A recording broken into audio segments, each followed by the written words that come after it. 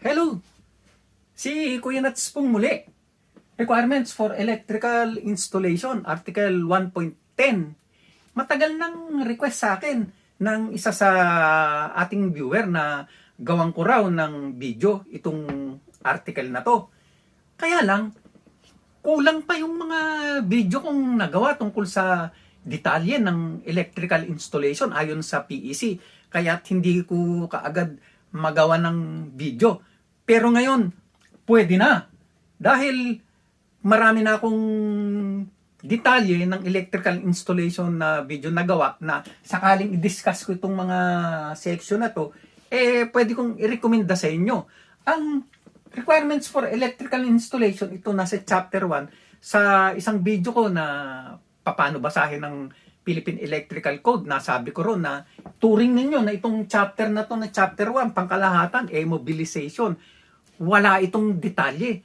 Napaka-broad ng topic na ito. Pero ngayon, pwede ko nang i-discuss. Ang PEC kasi, para sa mga electrical professional, hindi ito pang DIYer. Pero pwede rin, kung matyaga kayo, dapat, alam niyo ang requirements o ang inaasahan sa trabaho ninyo o gawa ninyo ng electrical installation na gagawin ninyo. Kasi, itong mga ito, ang i-inspeksyonin ng inspector sa trabaho ninyo bago bigyan ng approval yung electrical system na ginawa natin sa establishment. So, ang mga ito, under ito sa general o pangkalahatan, gaya ng sabi ko, walang detalye. So, general principle lang ng inaasahan na makikita sa trabaho natin. So, ang detalye, nasa mga sumusunod na chapter na siyang pinaglaanan ko ng pansin sa mga video ko nung nakaraang taon. Kaya't, una, tanungin natin, sino yung inspector? Ang inspector, yung Office of the Building Official Electrical Engineering Department. Ano ba yung Office of the Building Official, EE? Yan ang naatasan o yung tao na naatasan, yung merong responsibility para ipatupad yung electrical code. So, siya rin ang may responsibilidad sa pagpapatupad ng application ng code sa lahat ng electrical installation. Dahil yan ang sinasaad sa Republic Act 7920, National Electrical Engineering Law. So, alam niyo may karapatang parusa ang hindi sumunod sa sinasaad ng Philippine Electrical Code. Hindi ko lang alam kung naipapatupad ng mahusay o stricto. So, ano ba yung Philippine Electrical Code? Ito ay mandatory rules. Dapat ipatupad. So, yung mga dapat at hindi dapat gawin. Okay? Ito ay batas. Ayun, binasa natin. RA 7920. Tapos, instructional manual ito para sa lahat ng electrical practitioner. So, susundin natin ito. Pagka hindi, ang trabaho natin hindi ayon sa sinasaad sa Philippine Electrical Codebook, violation ang tawag doon. Electrical installation, yung mga pangkalahatan na dapat meron tayong nalalaman. Sa ilalim nitong requirements na ito yung mga section na kinakailangan kahit papano meron tayong nalalaman. Examination of equipments, voltages, conductors, wiring integrity, wiring methods, interrupting rating and short circuit current rating, deteriorating agent, mechanical execution of work, mounting and cooling, electrical connection, tapos ito, pang-commercial na itong mga ito. So, concentrate lang tayo dito sa medyo kailangan natin para sa residential, commercial, at saka sa industrial. Dahil karamihan naman sa atin, mga residential electrician. So, ano nga yan? Yun, hihimayin natin. Ang unang papansinin ng electrical inspector ay itong examination, identification, installation, at saka pagkakalagay natin ng mga equipment. Ito sa section 1.10.1.3a, suitability. Ano ba yung suitability? Kung naaayon ba sa code yung ating ginawang installation. Sample na lang sa pagkakabit ng convenience outlet o receptacle sa ating branch circuit. Katulad halimbawa, pag ang branch circuit na gustong-gusto nating gamitin para sa mga convenience outlet 20 amperes. Tingnan nyo mabuti 15 or 20 amperes ang receptacle rating. Hindi tayo pwede magkabit ng 10 amperes. So, karamihan ng nabibili, 10 amperes ang rating ng receptacle. Hindi natin pwedeng ikabit yan sa 20 amperes na circuit rating o circuit breaker. Ito pa, sa pagkakabit naman ng conductor. Kapag ang ating conductor size hanggang 38, dito lang sa temperature rating na ito, tayo makakapili ng ating ampacity. Kaya ang 2 mm squared na conductor, 15 amperes lang ang maximum ampacity niyan. Hindi 25. Bagamat meron tayong mga insulation type ng conductor na pwedeng ang ampacity ay 25. Pag itong ginamit natin, dito lang tayo makakapili. Yan ang rule sa PEC. So, sinusunod ba natin yan? May iba nagsasabi, pwede daw tayong gumamit ng 25 ampacity sa 2 mm square. Hanggang 38, dito lang tayo sa 60 degrees o centigrade na ampacity. Makakapili ng ampacity ng ating conductor na ating gagamitin para sa conductor. Hindi palagi. Ngayon, para sa motor at saka sa service conductor, iba ang rule. Pwede tayong dito kumuha. Hindi natin gagamitin dito. So, yan pa isa. Papakita ko sa inyo paano tayo gumagawa ng branch circuit kung nasusunod natin. Ngayon, ito branch circuit component selection. Paano tayo pumipili ng ating conductor at saka ng ating circuit breaker para sa branch circuit. Meron tayong 5 kategorya ng branch circuit na nilalagyan ng conductor at saka ng circuit breaker ng protection. So, gumawa na lang ako ng chart ng summary. Continuous load, refrigeration load, yung air conditioning load, non-continuous load, motor load, at saka cord and plug, yung mga appliance load. So, ganito ang pagpili natin ng conductor dyan. Ayan, nakasaad Tapos, ang pagpili natin ng circuit breaker, ito, ganyan.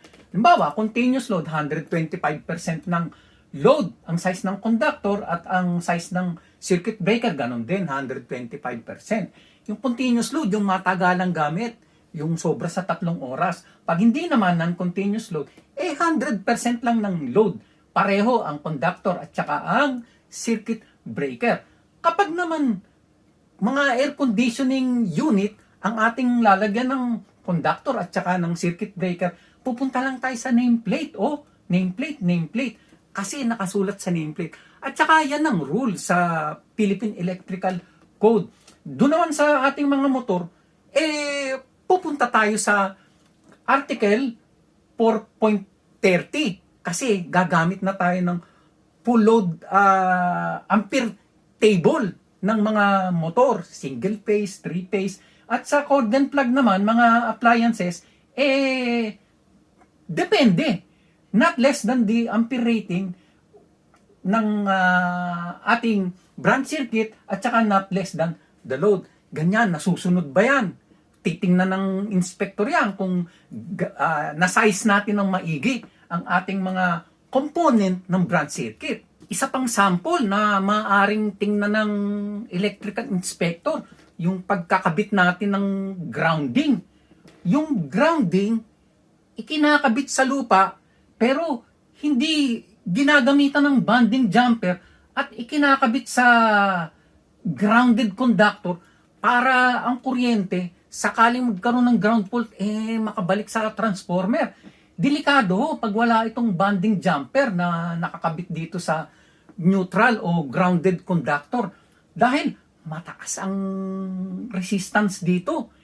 Ang circuit breaker hindi pipitik, mananatiling grounded yung ating kung saan man nagkaroon ng ground at kung sino man makahawak doon maring makuryente dahil pag hawak niya to nakatapak siya sa lupa parallel circuit siya, dadaanan siya ng kuryente at makukuha niya yung voltage drop mula dito, yung voltage drop mismo sa lupa yan lang halos ang voltage drop niyan, maaaring 25 ohms yan. So, yung 230 volts, karga niya lahat. 230 volts din ang dadaan sa atin. Isa pang maaring magkamali tayo sa kung naayon sa code, yung ating ginagawa, yung pagbabaon natin ng conduit, yung PVC conduit sa ilalim ng lupa. Alam niyo, merong minimum na lalim ng pagbabaon natin. Dito sa table 3.01.5, minimum cover requirement, kahit yan nasa ilalim ng semento, dapat 100 millimeters mula dun sa semento sa lupa, ikakabit natin yan. Alam nyo ba yun? Ito, table 3.0.1.5, minimum cover requirement. So, ayan napakarami na dapat inaalam natin bago tayo gawa ng gawa. Dahil baka mamaya i-flag down tayo ng inspector, sabihin mali yung gawa natin, uulit tayo. Wala tayong kikitain. So, ano pa ang sinasabi sa suitability? Ito, sabi, suitability of equipment may be evidenced by listing and labeling. Ano ba yung pinunit ko na Kasi nagkakalasog-lasog naman yung mga pahina ng PEC. Hindi masyadong maganda ang pagkaka-paste. Pero gayon pa man, nagagamit naman ito, tinanggal ko na, binabasa ko na. Suitability of equipment may be evidenced by listing or labeling. Yung listing, ibig sabihin yan, yung mga gamit na ginamit natin mga equipment, yung prototype nun na testing sa mga reputable na testing laboratory, lalo sa Amerika o kaya sa Japan. Merong mga, ina-approve. So, hindi basta bili tayo ng bili ng gamit sa 168. Nako, baka mamaya, hindi suitable yung mga gamit na mabili natin. Hindi pumasa. So, ngayon, pagka ang gamit ay listed na, kasi sabi dito, listed and labeled, yung gamit na yon, yung equipment na yon, o yung device, halimbawa, receptacle o switch, lalagyan niya ng marka nung testing laboratory. Halimbawa sa Amerika, UL, United Underwriters Laboratories, nakamarka. Kung hindi nakamarka sa equipment, nakamarka sa kahon. So may marka. Alam natin maganda. Nung araw, nung ako nagkakabit sa Pilipinas, Eagle, yung paborito kong brand. Ano pa yun? 1980s. So, Eagle, ang pinakamaganda. Hindi na tinatanong. Talagang napakatibay. So, ganyan, tingnan natin ang definition ng PEC sa listing at saka labeling. Nasa definition siya Para nang sa gayon, aware kayo na may definition yan sa Philippine Electrical Codebook. Itong table ng minimum cover requirement sa direct burial. I-zoom nyo na lang, self-explanatory naman. Definition ng listed. Merong published list, yung testing laboratory ng mga equipment na na-testing na nila at naayon naman at pasado sa design standard at suitable sa intended purpose nito, ang equipment. Labeled. Kapag listed na ang equipment, lalagyan ito ng label, symbol, o identifying mark ng testing laboratory.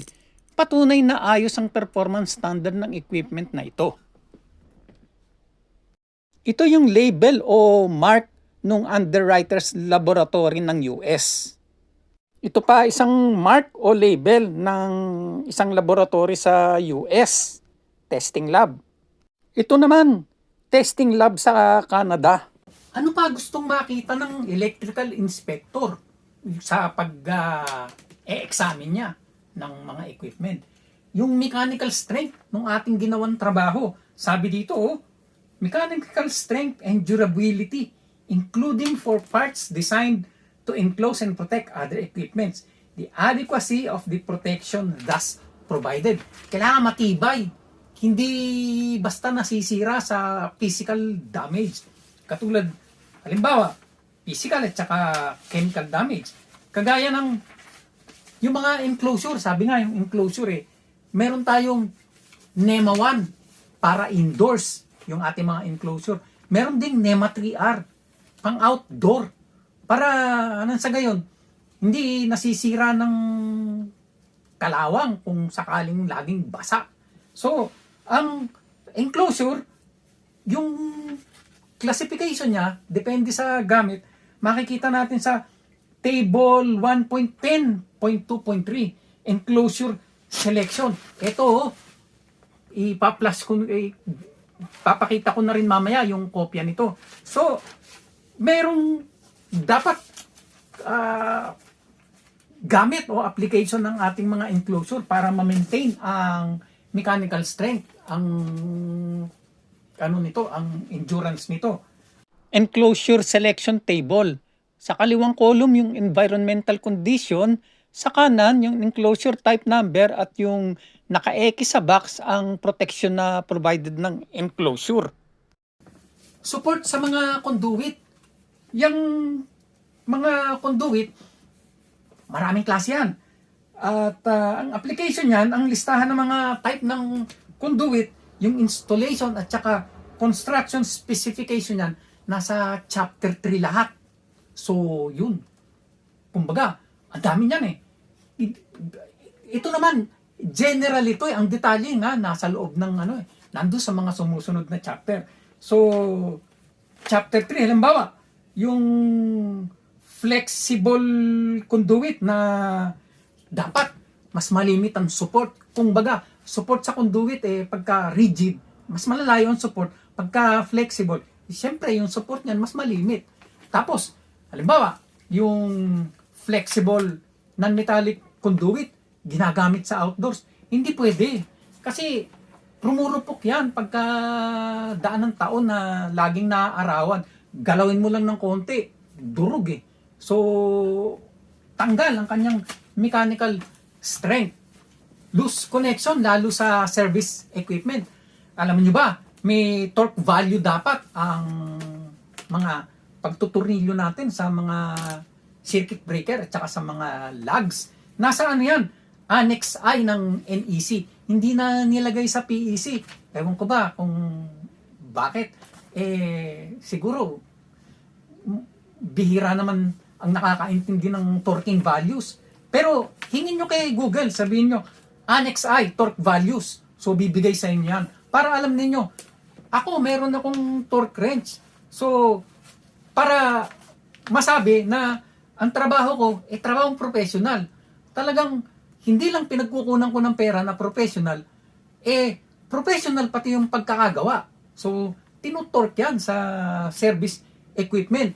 Pati, yung mga receptacle at saka switch sa Pilipinas, puro backstab. Dito sa Amerika, sa Australia, at saka sa ibang bansa, kahit i-backstab, may tornilyo para masikip na may maintain ng mechanical strength. Oras kasi na lumuwag yung switch o kaya yung convenience outlet, paluwag na ng paluwag. Pati yung jumper, galaw ng galaw, paluwag ng paluwag. Meron akong repair na receptacle outlet sa labas ng bahay. Ang jumper kakalug-kalug na kaya nasusunog na yung yung outlet. Mabuti plastic lahat. Kaya nasusunog lang yung outlet, natutunaw. Hindi na magamit, pinalitan. Torque values table sa Annex I ng NEC, wala sa PEC. Yung table sa taas, binibigay ang torque values depende sa size ng conductor. At yung table sa ibaba, depende sa slot length ng tornilyo sa service equipment ito. Ang huli, nagkakabit tayo ng ceiling fan. May ilaw pa nga yung iba. Kung kahoy yung kisame, Yung bang outlet box lang kinabit natin para pagkabitan ng ating ceiling fan. Alam nyo, kailangan yung outlet box sa lahat ng kakabitan ng mga ilaw at saka ng mga receptacle. So, kaya-kaya yung bigat ng ceiling fan. Ayan, kino-consider din yan. So, ganun. Ngayon, dito naman tayo sa wire bending and connection space. Alam nyo ba na kailangan meron ding wire bending space na kinakailangan lalo sa service equipment dahil matataba na yung kinakabit nating mga conductor doon saka aluminum dahil pag copper ang hirap balukdutin nun. So, kailangan meron tayong wire bending space nun para maisuksok natin sa lug. So, ang wire bending space nun makikita natin sa table 3.12.1.6b, wire bending space at terminals. So, kailangan may minimum space para sa pagkukonekta natin yon. Ano pa? Sa section 3.14.2.2b, box fill calculation. Yung mga box natin, dapat may enough space yan para sa provision natin. Kasi bawat conductor nagpo-produce ng heat. Pagka walang space, nagpapatong-patong yung conductor, nagpapatong-patong din yung init. So, sa section 3.14.2.2b box fill calculation, gagawa muna tayo ng calculation natin ng allowable space, tapos gagamitin natin yung table 3.14.2.2a, corresponding maximum number of conductors depende sa size ng conductor at saka sa size na allowed sa box volume. Wire bending space table para sa terminal. Ito, self-explanatory naman. Sa table na ito, binibigay yung metal box sizes at volume at yung maximum number ng conductor count matapos tayong gumawa ng box fill calculation. Electrical insulation. Meron tayong table niyan. Table 3.10.3.1a, conductor application and insulation type. Nakasaad doon yung maximum operating temperature application tsaka yung insulation type. I-google nyo na lang, bibigay sa inyo ni Google yan. Binigay ko naman yung table number So, mahaba kasi. Tapos, gagamitin din natin sa electrical insulation itong ating table na to. Ayan yung temperature range ng bawat insulation type at saka yung conductor size plus yung ampacity. Dahil depende sa pinaggagamitan natin ang ating application ng ating mga insulation type. Kasi sakaling uminit o lumamig, lalagyan natin yan ng adjustment factor o correction factor. Hindi masyadong ginagawa yun sa Pilipinas dahil hindi naman masyadong malaki ang variation ng temperature sa Pilipinas Parang constant lang sa 30, hindi naman bumababa na halos ng 16 o kaya hindi umaakyat ng mataas ng mga 45. Bakit? Bihira. Sa table na to, binibigay yung type letter ng insulation, trade name, maximum operating temperature ng insulation type, at application provision, saan at anong pwedeng kondisyon gamitin ng conductor. Mahaba ito, Google nyo na lang. Heating effect. So, eto naman, halos nag-overlap ang ang mga detalye nito So, heating effect. Ang sanhi lang naman yan, overload Pag sumobra tayo dun sa capacity ng rating ng ating branch circuit, mag-overload tayo, magkakaroon tayo ng heating effect. So, pag palala ng palala, masisira ang ating gamit, pati yung ating mga electrical equipment. So, iwasan natin yung overload. Arcing effect.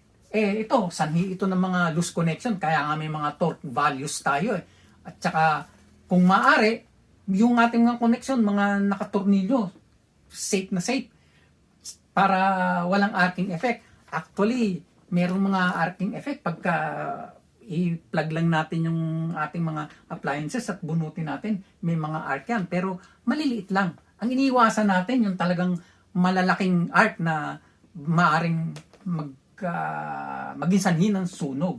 Classification by type, size, voltage, current, and capacity. Nasabi lang dyan, yung ating equipment na ikakabit, huwag sobra dun sa size ng ating branch circuit na inilagay. O kaya dun sa mga equipment na ating inilagay. Ganon. So, mahaba na eh. Itong susunod, part 2 ko na lang gagawin dahil medyo magsasawa na kayo sa haba. Sakali na ganun ulit, ang lagi kong hiling, i-like ninyo, i-share, at saka mag-subscribe kayo sa aking channel kung bago pa lang kayo nakapanood ng aking video. Marami na akong detalye para mabigyan natin ng laman itong requirements for electrical installation. Mahigit 70 na, 70 yung nagagawa kong video. Puro rules sa PEC, paano i-apply ito, pati interpretation ito. So, maraming salamat uli. Ito, part 2 na lang.